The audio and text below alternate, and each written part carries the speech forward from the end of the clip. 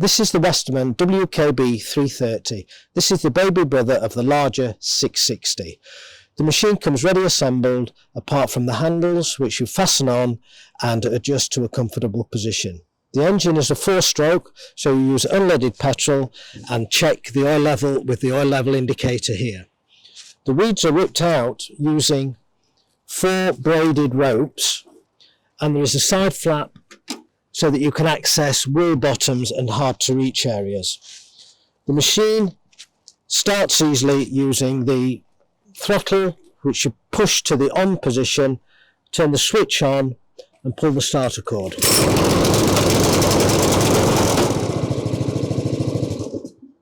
To engage the cutters, you pull the control lever up.